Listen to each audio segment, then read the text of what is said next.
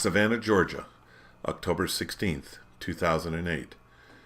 You would not expect a great Santa Barbara mystery to start in a southern seaport.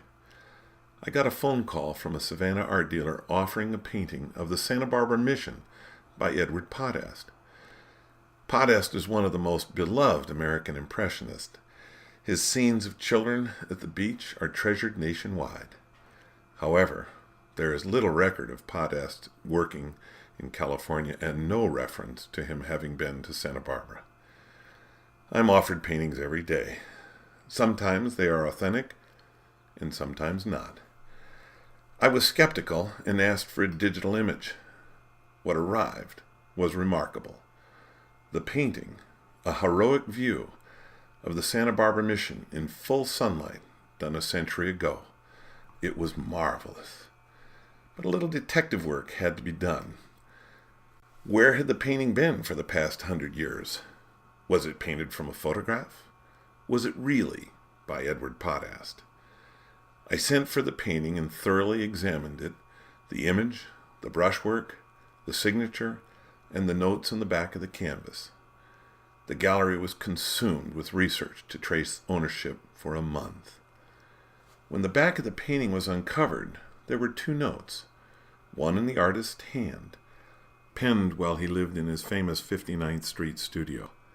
The note helped convince me that the painting might be by Potast. The other was a note on the dust cover on the back of the painting. It was very faint.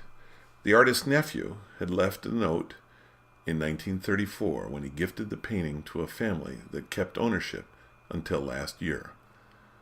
Was the painting done from a photograph? The Santa Barbara Mission Archives Library provided dozens of historic photos. The palm trees in the front of the mission, which are there to this day, were planted in 1901. By 1910, the palms were 10 feet tall, much taller than in the painting. There were several photos in the archive that showed a bush at the corner where the front facade meets the arcade wall. In Potast's painting, it shows up as a pinkish-orange bush. The bush was only there for 18 months, and therefore the painting was done around 1905. Using a Google 3D simulation program, the gallery was able to recreate the exact shadowing that Potast used on the mission and its towers.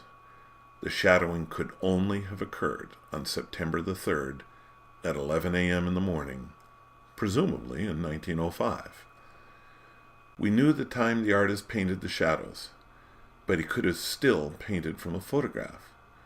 Photographs capture a moment in time. There was a shadow missing from this painting that would have been included had he painted from a photograph.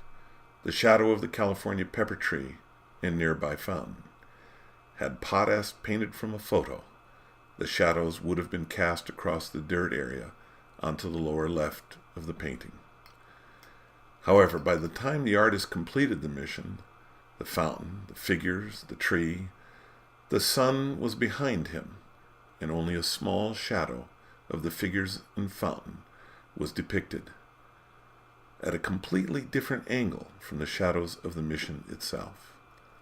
Potast had actually placed his easel at the mission in Santa Barbara, California, and painted there.